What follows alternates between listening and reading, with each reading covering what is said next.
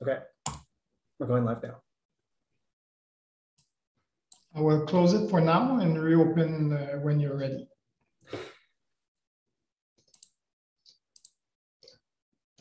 Hello, everyone who is coming out today. Welcome to the monthly IRMAC webinar.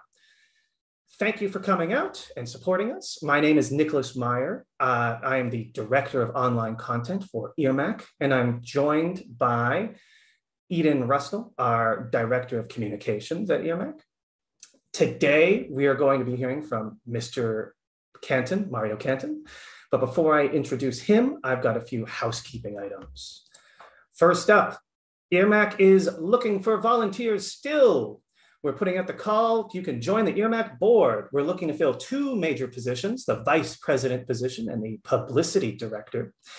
We are also always welcoming any other members who want to join as members at large, who are there to devote some time to just help us with taking care of things. You can visit irmac.ca/volunteer for more information if you're interested. You can also reach out to our president by emailing president@irmac.ca. We are also still offering our registration for our prep course for the CDMP Data Management Fundamentals exam. This 3-day course is hosted by CDMP fellow Deborah Henderson and is a fantastic way to prepare to take the exam. The course we held in the spring had a 100% success rate of students who took the exam. And it's also a great opportunity to learn about the DMBOK and the fundamentals of data management from an expert in the field. We also have two sponsors today. We'd like to thank them both. First off is First San Francisco Partners, who help provide us with the technology we use to bring you these talks every month. Secondly, we have InfoSet, who we'd like to thank for their support for IRMAC's operations in bringing these programs and our other offerings. Finally, an introduction for our speaker today, Mr. Mario Canton. Mr. Canton has been many things throughout his career, including a programmer, analyst, architect, information technology manager, project manager, entrepreneur, and strategist, among others. Mario has held a variety of data leadership positions in many notable companies. Familiar names among those include Cirque du Soleil, Desjardins, the National Bank of Canada, and Rogers. In the past 10 years, his focus has been on data and analytics governance, which has more recently brought him to the use of governance to mitigate the risks that are created by artificial intelligence and advanced analytics, something important for all companies to be thinking about nowadays. Without further ado, I now pass the torch to Mr. Canton. All right. Hello, everyone, and thank you, Nick, for this nice introduction. So my name is Mario Canton. Today I'll talk about the governance of data and AI. Let me share my screen at this point here. All right. So sharing my screen, Nick tells me if there's an issue here, but so the topic is, again, data and AI governance. Before I jump into the presentation itself, just a word about more precision about who I am. I'm the CEO of Prodego. Prodego is a Canadian-based firm dedicated to the governance of data analytics, which is the topic I'm going to discuss today.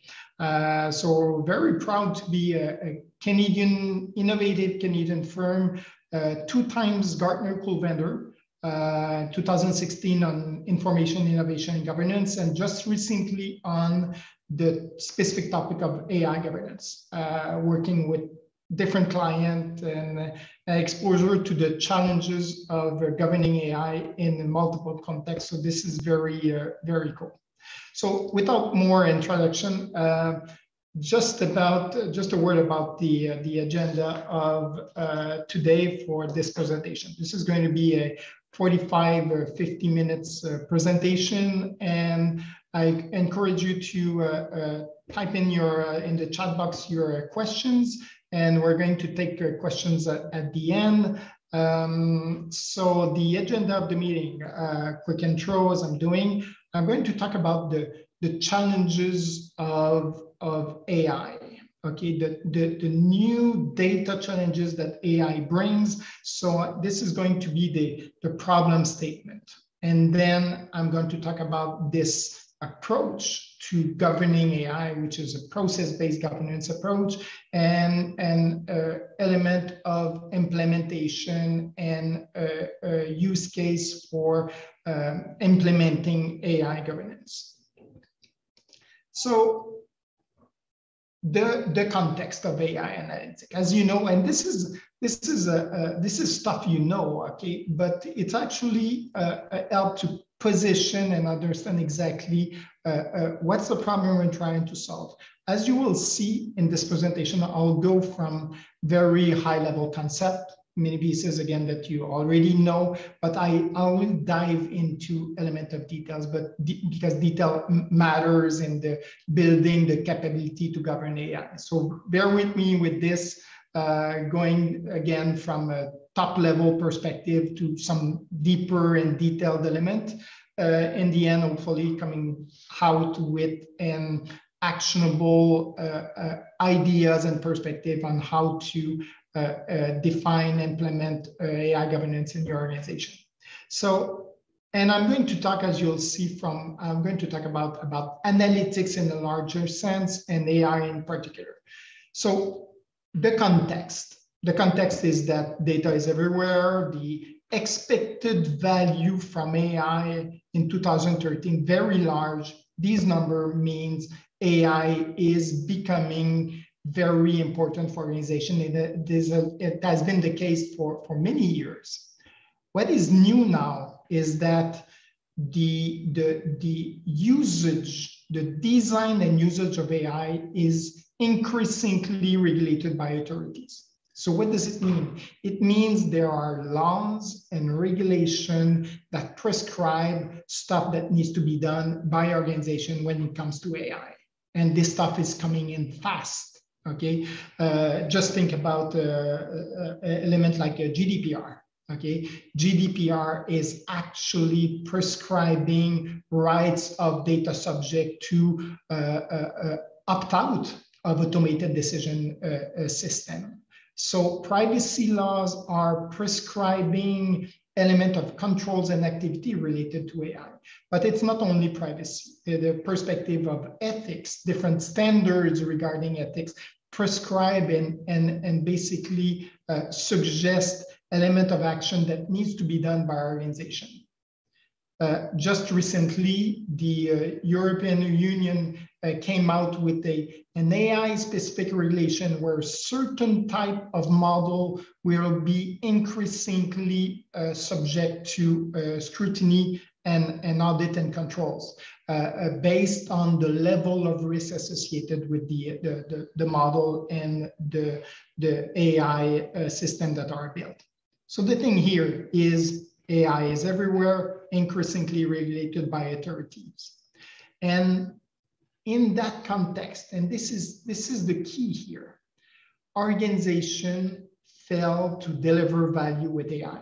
This is the case everywhere, okay? Working with multiple organizations where AI is part of the language. They want to use advanced analytic model. They want to use AI, machine learning to support business objective. But 80% of AI projects fail to reach widespread development. They fail to reach production, 80%. This is a very, very large number, okay? The average ROI on AI project is 1.3% because 80% of AI projects never go to production. The only 20% of analytic insight deliver business outcome. CDO fail because their one core aspect of their mandate is often to leverage analytic to bring business value, and they fail to do this. So how come the AI failed to deliver business value? So the perspective here is that this is not a technology problem. We are increasingly able to create very good model with increasingly efficient model and system and approach. It's not a technology problem. It is everything else. So you see the top AI challenges regarding project management, not about managing an AI project, about knowing what to do to be compliant, to be aligned, to manage element of ethics and privacy. So project management, managing AI risk, ethics, regulatory constraint, okay, this new stuff, okay, what does it mean? Okay, where do we need to act in our data science lifecycle to be compliant to this? Managing data, managing issues, security and privacy. These elements kill AI initiative. And it's not a technology problem. It's people, process, organization, change management. This is the biggest impediment to the success of AI initiative. So in that context, you know, how do you look at, I'm sorry, coming back, how do you look at all these challenges, okay? They are very fragmented, okay? It's about risk, it's about ethics, it's about privacy. So how do you tackle these challenges from an organization perspective? Okay, the organization undertake analytic initiative, building AI capabilities. So how do you get a structured perspective on these challenges? So here's a proposal to structure the perspective on these challenges. We want to achieve top down here, we want to achieve trust. We want trustworthy AI. So trustworthy AI means 4 pillars. Your AI needs to be effective, compliant, responsible, and secure. Effective means the AI model you're developing needs to do what they're supposed to be doing. Okay, so how do you do that? Okay, there are elements in order to support this element of model performance, of data quality perspective. Your model needs to be compliant to privacy, to ethics perspective. Yes, your model needs to be responsible. The way you design your model, the usage of your model needs to be aligned with the ethic principle of the organization. And finally, your model needs to be secured. The data needs to be secured, the model, the system. So these are the components on which you need to act in order to make sure you deliver and you build trustworthy AI. Okay, these are the components that for which lack of proper management induce the top AI challenges we've seen before. It's just a more structured way. If you don't do this in your organization, if you're weak on some aspect, your AI initiative, AI analytic initiative is very much more subject to fail. So let's look at an end-to-end perspective on AI and analytic risk, okay? Here are the key elements that makes analytic not reaching its expected ROI. So analytic risk, what are the risks to which an AI or analytic initiative is exposed that might impact its targeted objective? So look at the different topics here. Value, so wrong project has been selected. So this implies the processes to select projects that are aligned on business objective are deficient. The capability to define business case is deficient. Missing executive support.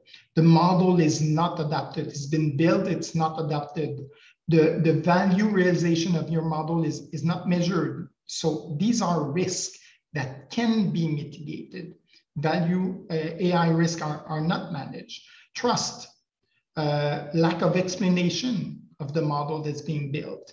the data and the model are not understood. This happens all the time. And these are elements of risk that, again, makes analytic AI project fail. Trust, compliance, violation of privacy, lack of monitoring, model is not auditable. The risk related to people, lack of training, to data, to quality, technology risk, certainly they exist. The risk related to ethics, unethical use of AI, lack of the right security perspective. So these are elements that makes a project fail. So the question is, okay, knowing this, okay, and these are elements you can use in an organization to get awareness and sensibilization to the fact that governance is required. And without governance, yes, we can build technology, but the probability of getting the expected value might be severely impacted by not mitigating these elements. So how do you de-risk your analytic perspective? So the presentation today is about an approach which is called process-based governance. And the value of the process-based governance is it can tackle many different angle and perspective of the analytic challenges. It's unified based on the process approach, the different AI challenges around analytics. So process-based governance, what does it mean exactly? Well, process-based governance is about basically governing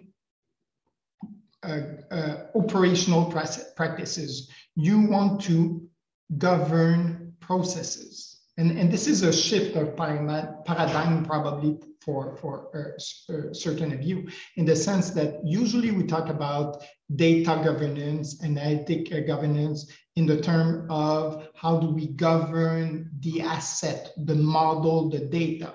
Here, the perspective is governing the data management processes, not governing the data and the model. Okay, and this is a strong shift of paradigm, but it allows to get an overall end-to-end perspective. Often it's not about the data or the model, it's about the executive support. Okay, and these processes that will de-risk and ensure executive support needs to be governed. Role and responsibility needs to exist. So process-based governance basically means defining a set of operational practices on topics of privacy, quality, robustness, fairness, security. And you want to define and structure these operational practices in the organization. You want to ensure the role and responsibility are defined, and you want to embed these governance processes in your analytic and AI processes. So this is a perspective on how to do data analytic governance by design. It means defining granular controls, granular processes, and embedding them in analytic and AI processes. This is again data analytic governance by design.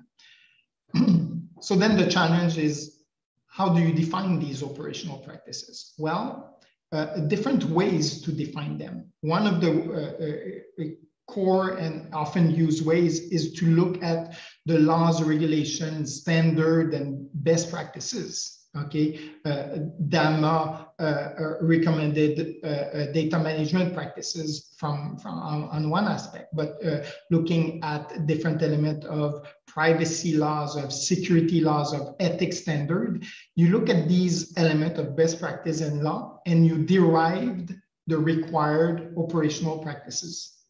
You can do this from a risk perspective, and I'll show you how you can derive control based on the risks that are prioritized and important for organization. Maturity, okay, it means you can define the control and processes you need and align them based on your maturity phase organization and on data perspective.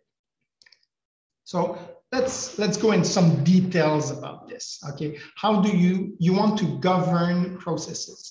how do you define these processes? So the way we do this at Prodago and the way different large organization and medium organization are doing this is you start from compliance requirement, okay? Best practices, standards and documentation from data management or specific privacy standard. Looking at laws and regulation, GDPR, PIPEDA in Canada, Bill C11 that's being quite challenged these days. Looking at laws and regulation, looking at different standards.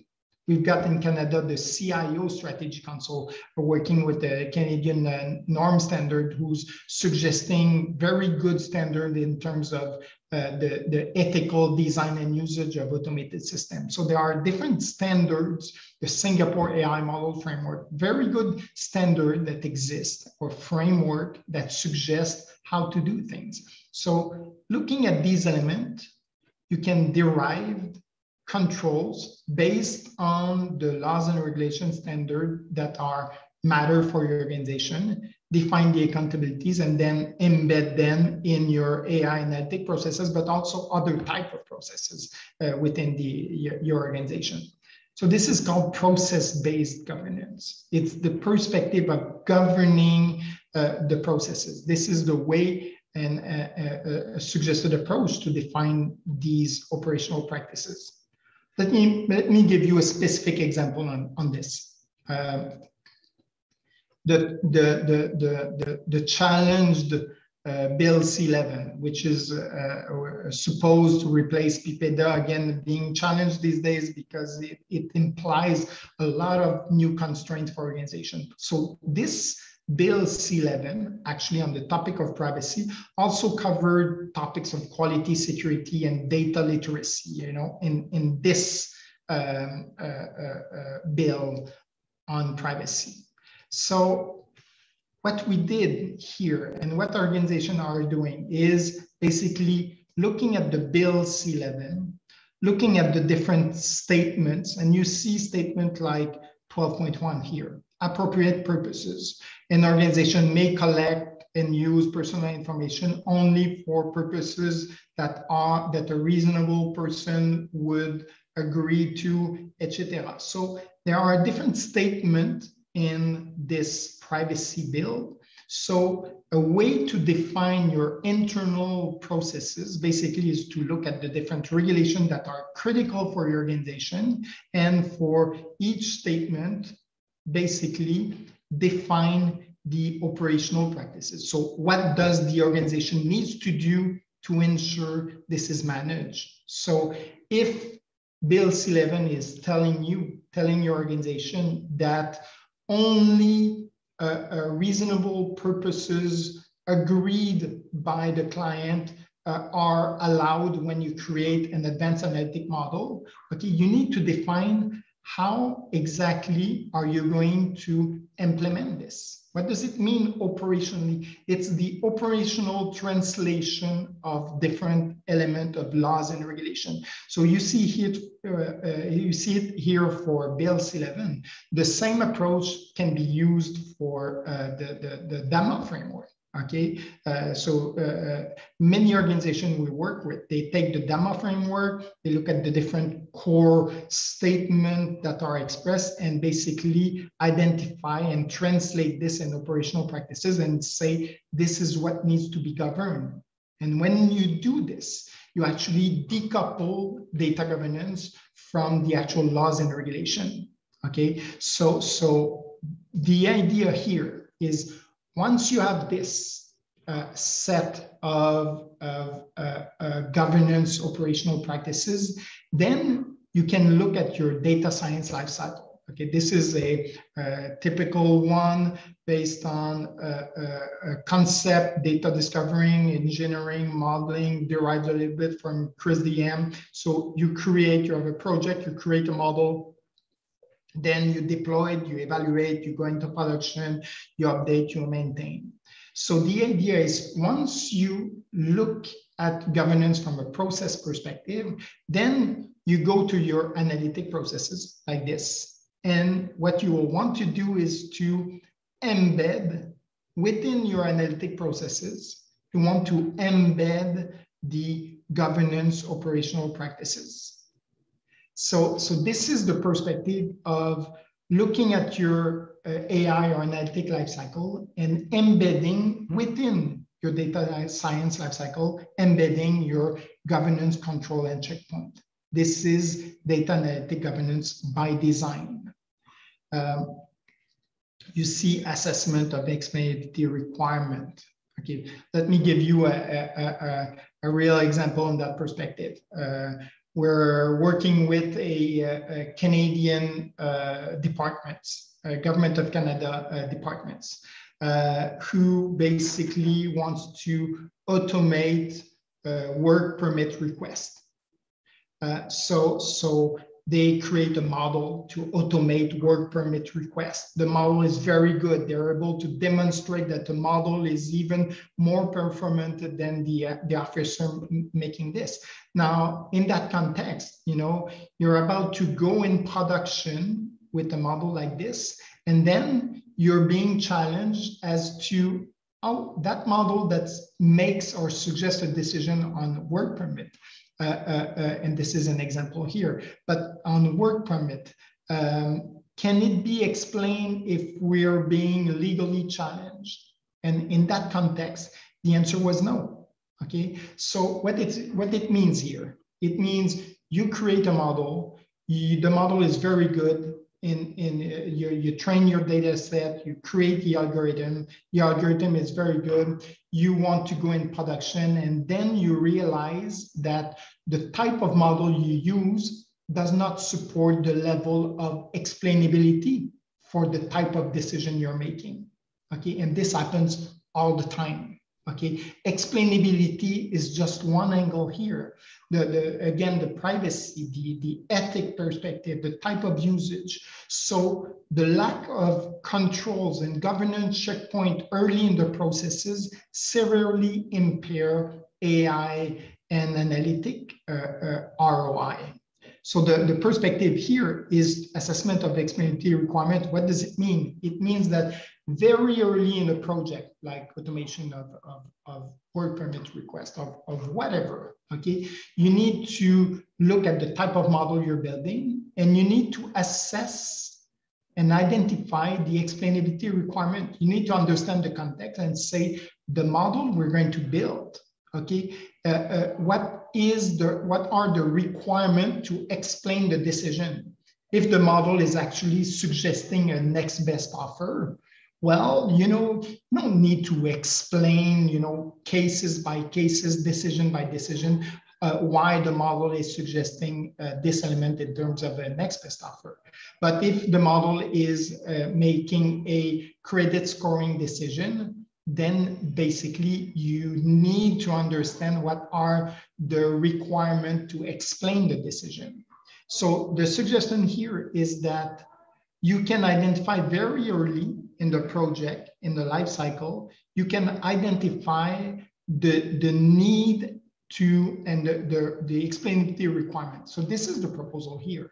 It's to be proactive, to manage, identify the different hurdles that will impact your capability to go in production with the model. So this is an example. It's the perspective of embedding in AI's lifecycle checkpoints. These checkpoints can be aligned on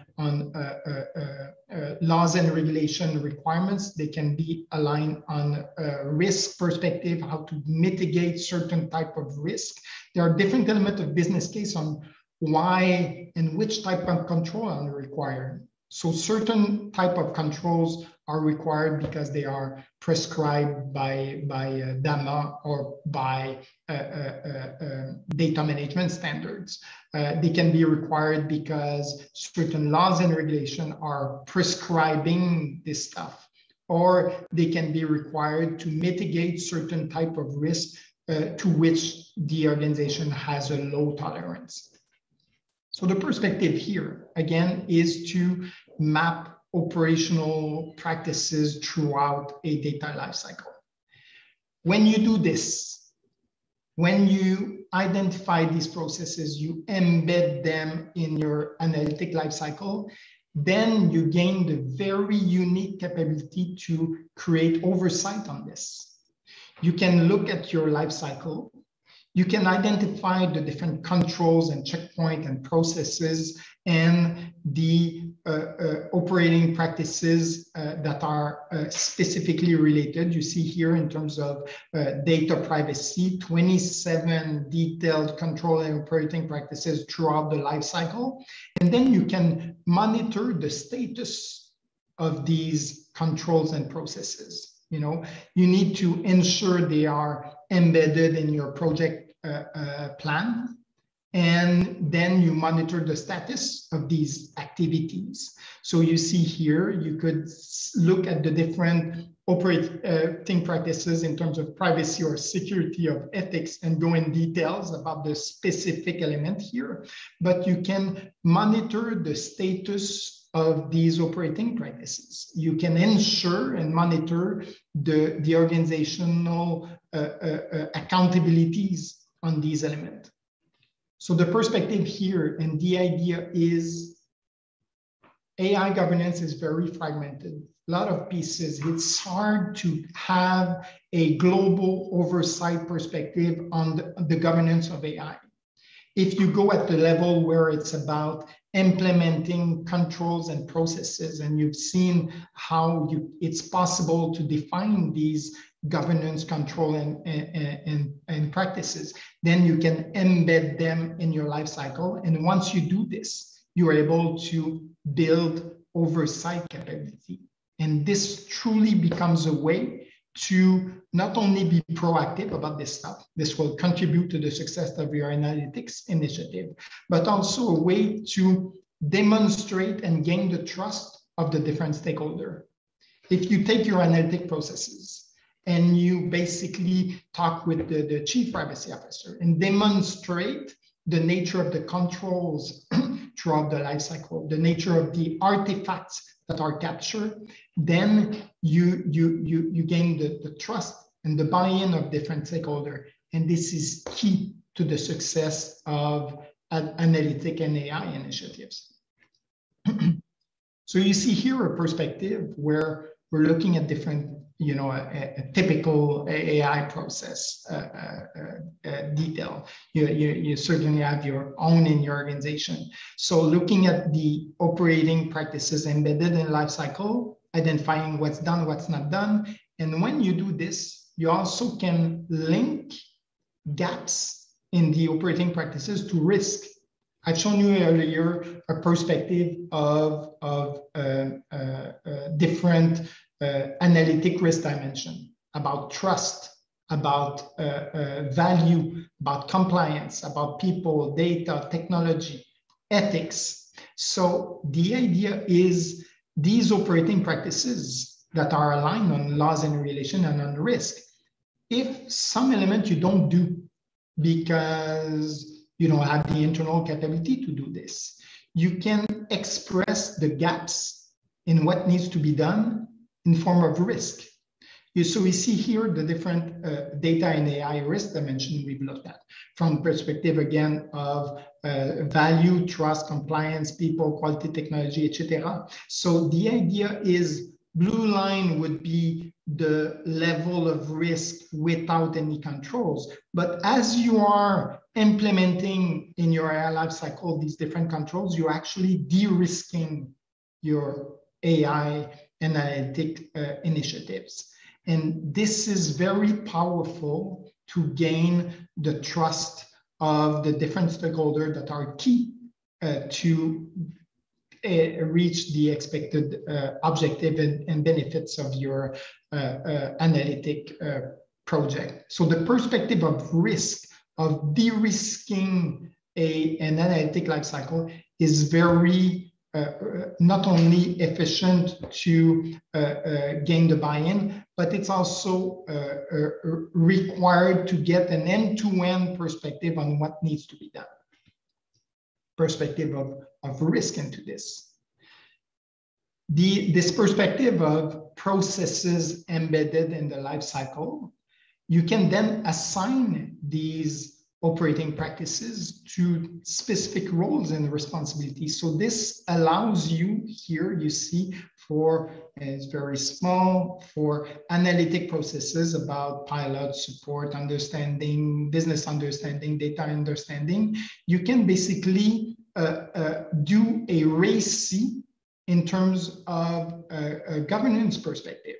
Okay, you can look at all the governance checkpoints throughout your life cycle.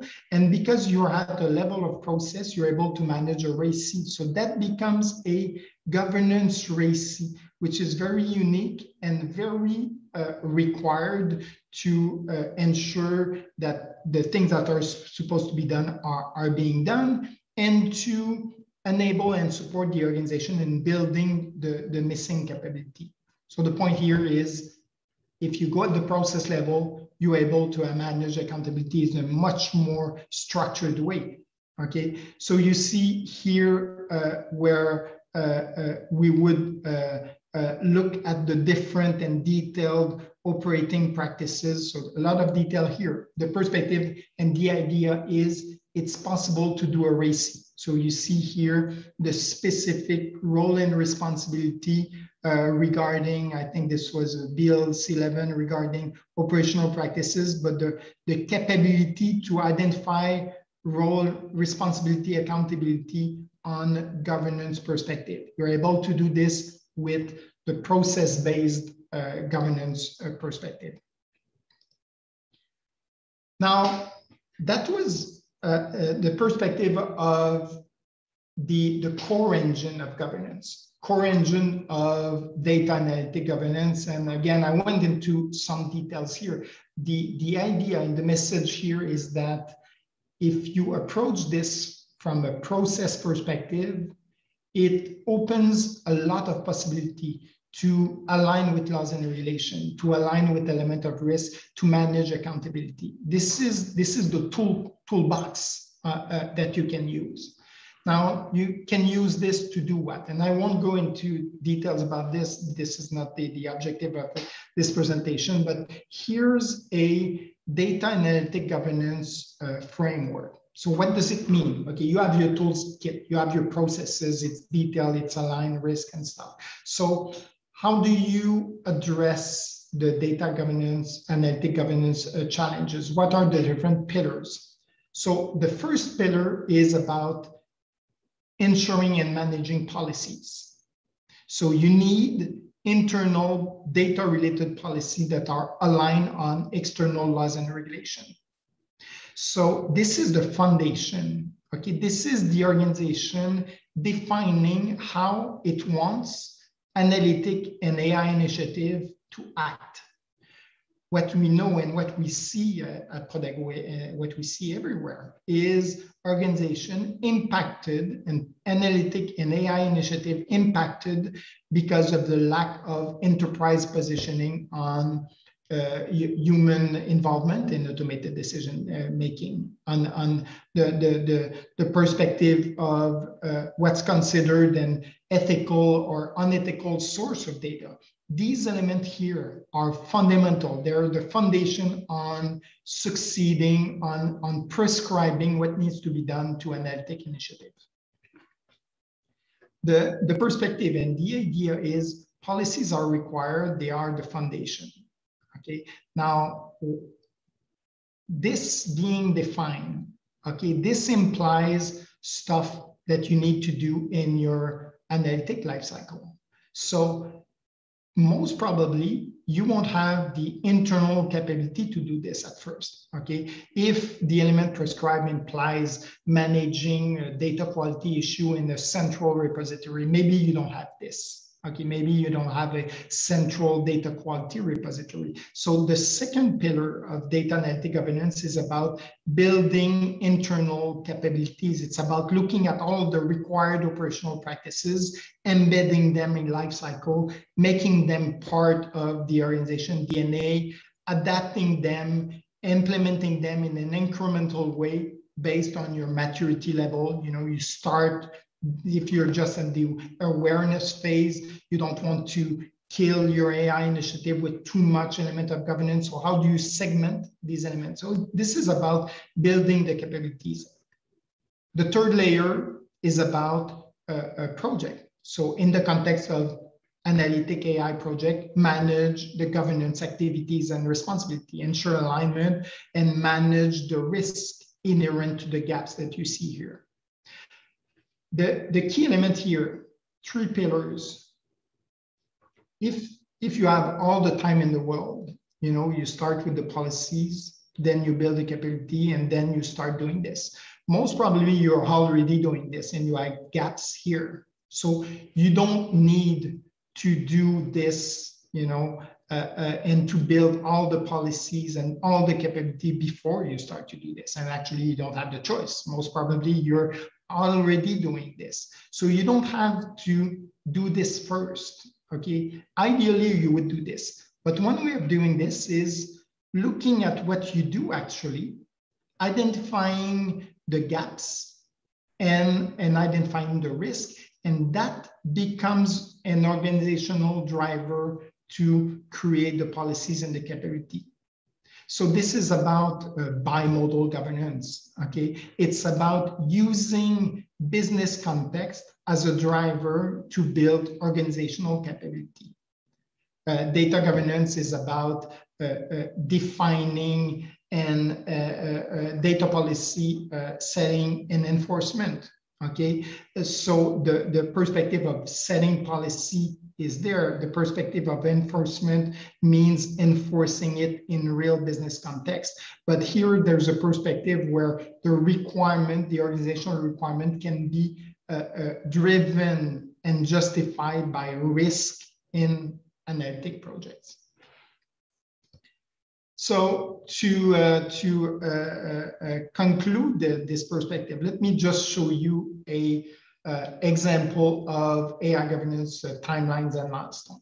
So a lot of details here. Let's just look at it from a global perspective. So what you see year 1, 2, 3. Okay, the idea here, this is not a small undertaking. Okay, this needs to be considered as a transformation journey.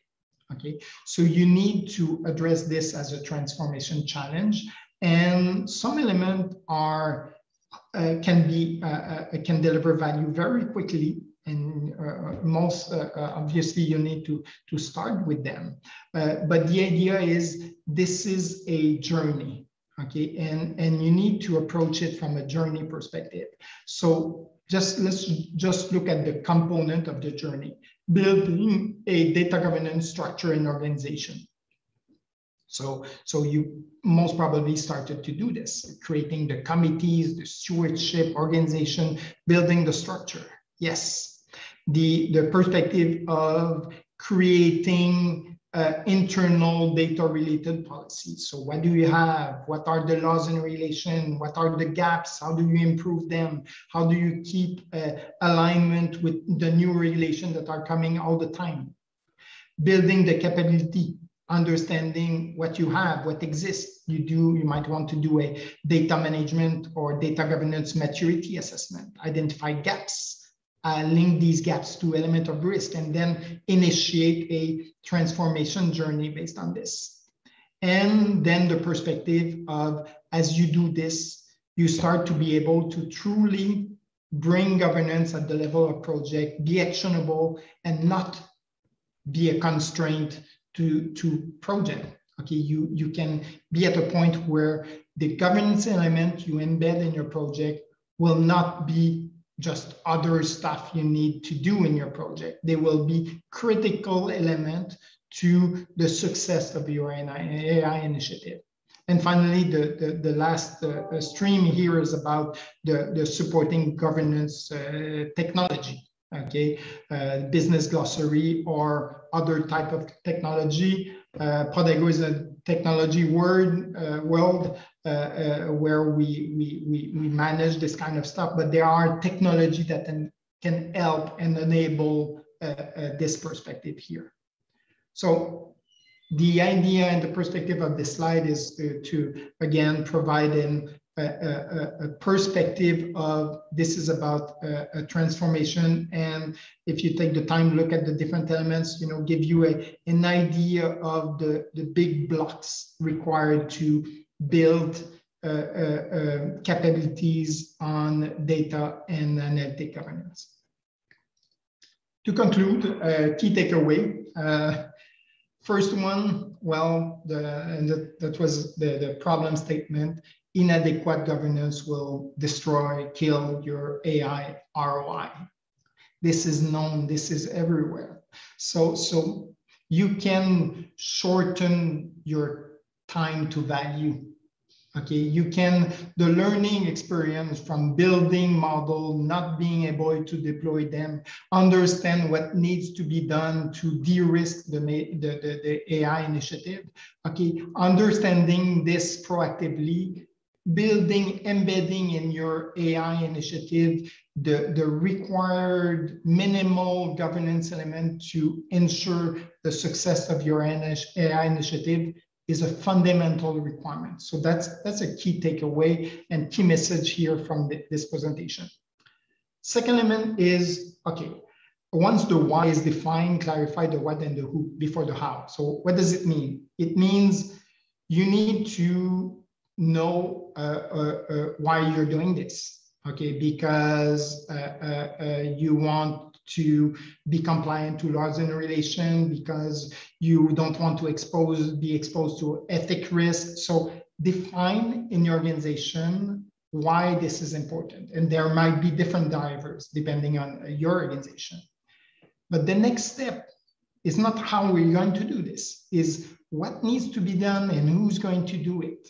So the process-based governance approach provides this. It brings the capability to define the what from a unified perspective that reconcile ethics, security, and privacy and data quality management in a unified perspective. Then the how becomes embedding this in your data science lifecycle. Focus on people process, not data. Yes, do take care of data, but the governance perspective, by bringing the focus on process and people, makes it very manageable, measurable. You can identify the required processes and you can baseline what you have, what you miss, and you can measure your progress at implementing the governance processes. This process-based governance perspective allows that perspective of measurable governance. Point 4, manage this as a transformation journey. So you've seen this, the message with the timeline and milestone.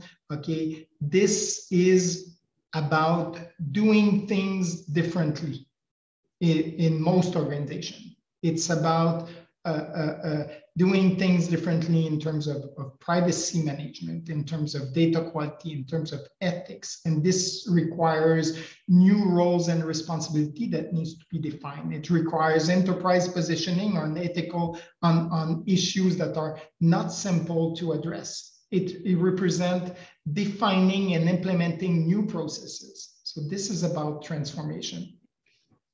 And finally, key message, start small with high value, be incremental. So what it means is if your organization, you're already doing advanced analytics, creating AI model, the train is already going.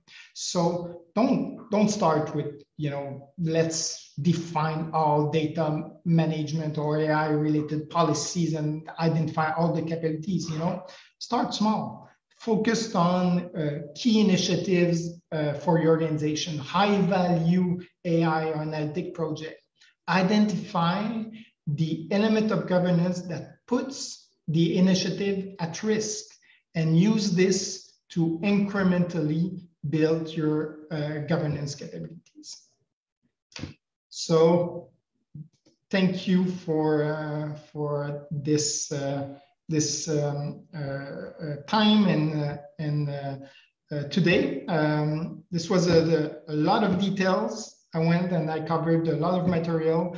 So now I'll be able to answer any question you might have.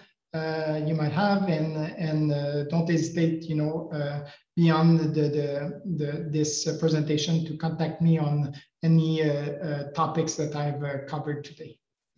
Thank you very much. Absolutely. Thank you so much, Mr. Cantin. This was a fascinating talk. I'll turn on my video as well. It's very interesting, and I do have a couple of questions. At the very beginning, you showed a bunch of statistics about how often projects failed, how often they actually get a return on investment. I believe the numbers were 80% fail and 1.3% get a return of investment. And that really had me thinking about the fact that thank you, perfect. So that means that 20% do pass, but that still means that out of the 20% successful, only about 18%, only 1.3, so the vast majority don't even get that return on investment. And so my question is, how does the governance approach help increase that return on investment? Is it kind of like the idea you had at the end there? If they start small and do incrementally, you're more likely to see a return on investment because you're not pie in the sky shooting for the moon. You're doing more realistic things. Is that the idea behind it? How this would help? This is a very good question, Nick. So we understand that 80% of AI projects do not go in production. So return on investment means the money that's being put by the organization in analytic, because 80% of the project actually have a return on investment, which is zero. Okay, that brings down the return on the dollar that are put in the analytic environment and analytic effort. So that's the 1.3% here. It's globally amount investment and the expected value they expect from this. But the fact is, if you don't go to production, the value is just zero. It's not even partial. So the governance will not increase the ROI of a project. It will ensure that the ROI you expect from this project will actually be achieved. Okay, the idea is if you have, you expect the money you're going to put in creating a model, okay, is going to be repaid in 2 years. Okay, you expect a return on your investment. If you actually don't go to production with your model, the ROI you'll have will be zero. So what we're talking about here is de-risking the project. This is an insurance, so the expected value you expect to get, 2 years return on investment, you get a return on your expenses will be reached. This is an insurance into not falling in the 80% that actually don't reach that expected ROI. So the point is, this is not increasing the ROI, it's achieving the expected ROI. That makes a lot of sense. I think that's a big problem with a lot of AI stuff, is that people expect it to be magic. And this is it's dispelling that a bit. It's saying it's not magic. This is how it would have to work and all this it makes a lot of sense. It's very interesting. Thank you for that answer. Let me give you an example, another concrete example of this. Working with an organization that wants to reduce customer churn, okay? And in order to do this, they create a model that would be basically suggest next best offer for relative of the client and bring more value to the client. Okay, so they expect, to reduce customer churn by a certain percentage.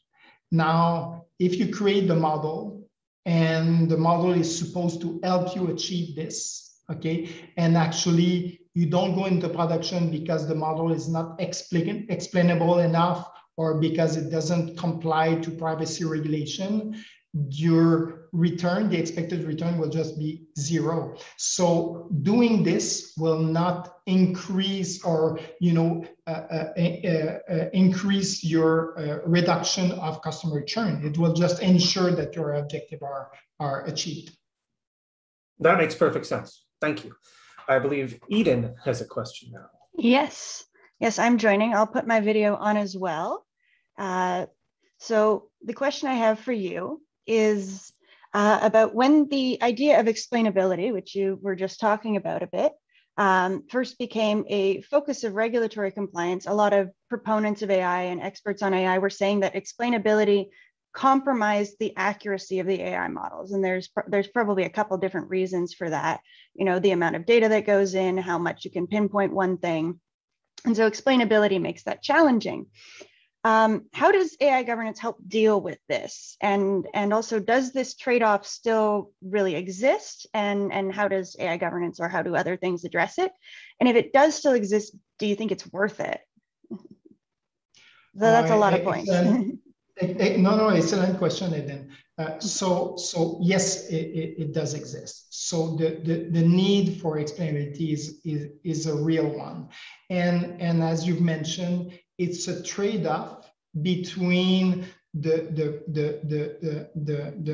precision of the model and the level of explainability. The more black box the model is, okay, the more precise it will be. So it's a trade-off between precision and explainability. So how governance can help? Governance needs to put in place in the organization and throughout the development of the model, the control and the checkpoints so the business understand the trade-off.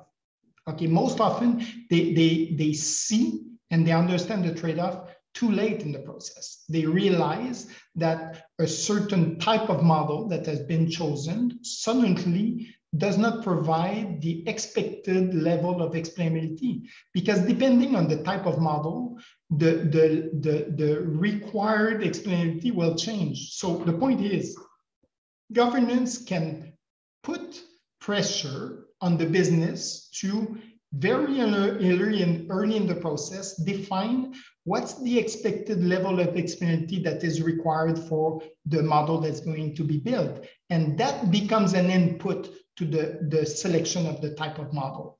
So governance can ensure the role and responsibility, the control, the checkpoint, the gating exists, so the trade-off is understood early in the processes, clarify, and decision is made.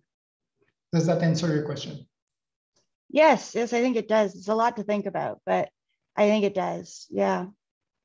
Yeah, and you see, I'm working with different organizations, and basically, I've seen many contexts where basically a model was being built and was about to be deployed, and then the legal department says, well, if we're being legally challenged with the decision, can we explain it?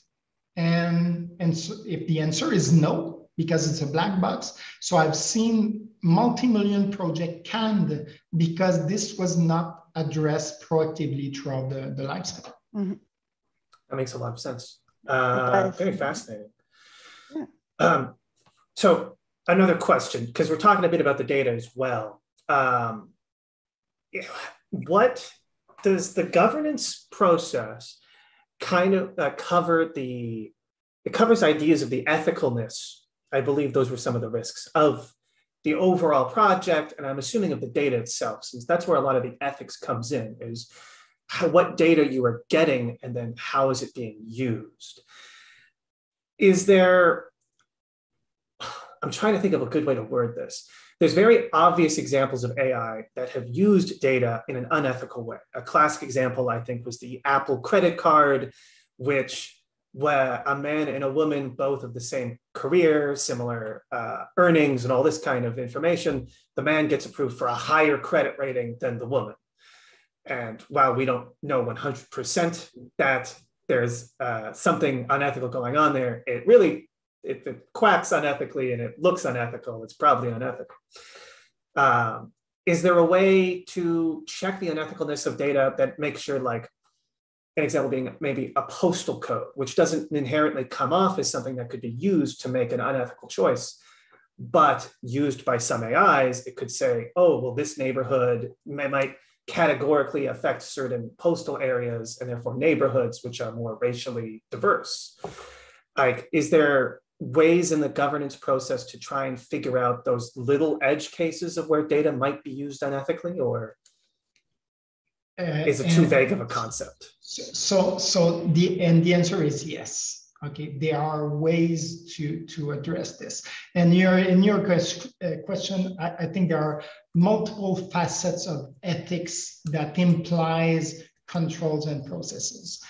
You've mentioned different decision based on different gender or localization. Okay, this would be called and related to bias in the decision. So bias management in itself represent a topic that needs to be governed.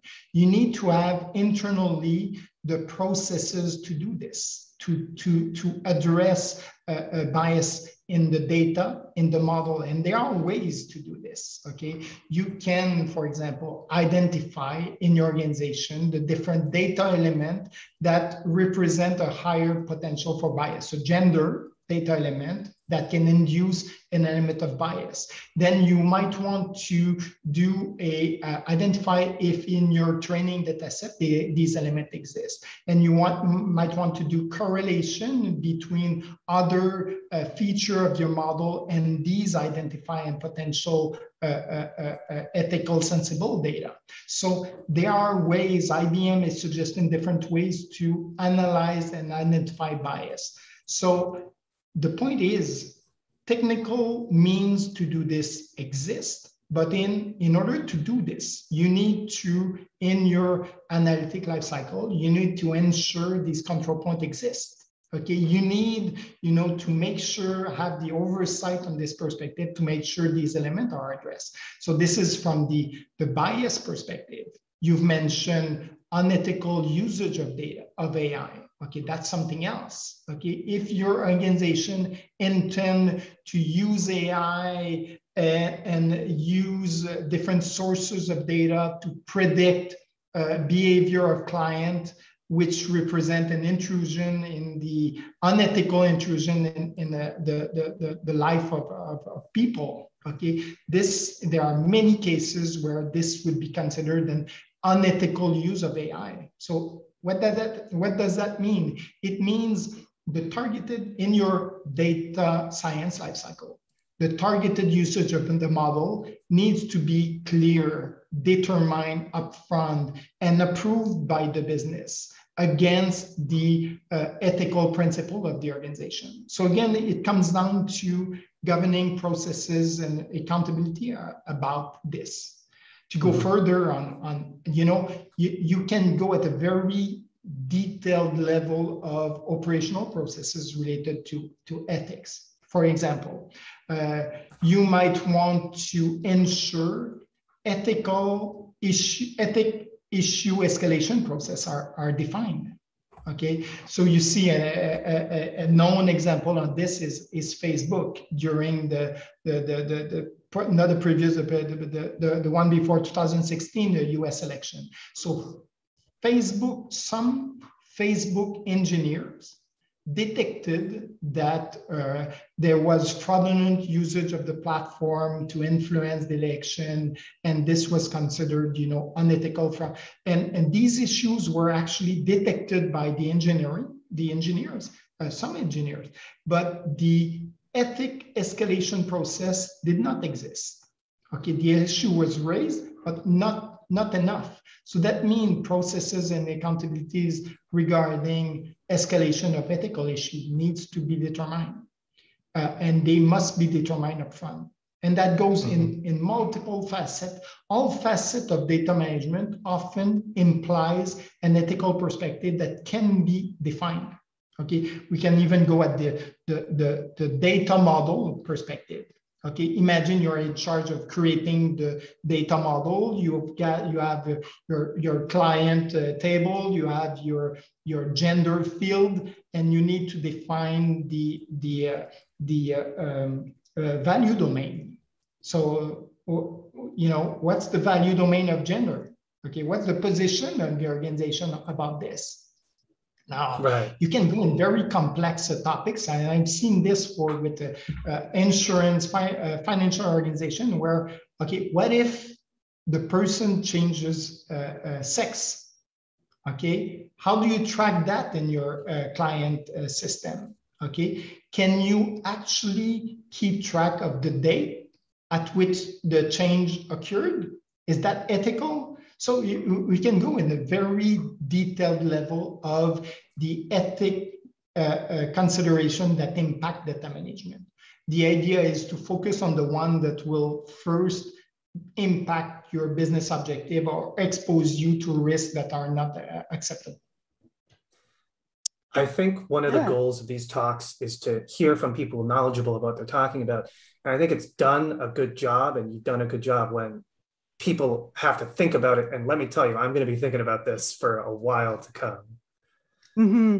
This is a lot of food for thought, and a lot of good questions and a lot of really good answers to chew on. Unfortunately, we've gone over time with that, but you did mention that you were open to folks questioning you outside of the talk with further questions, which I'm sure folks will have after they take some time to think on this. So I think we're going to call it a wrap. Thank you so much, Mr. Cantin, for joining us today, for this fantastic talk, for these enlightening answers, and for giving us all a lot to think about. Thank you, everyone who joined us today. And yeah. Have a great day, everyone. Yeah.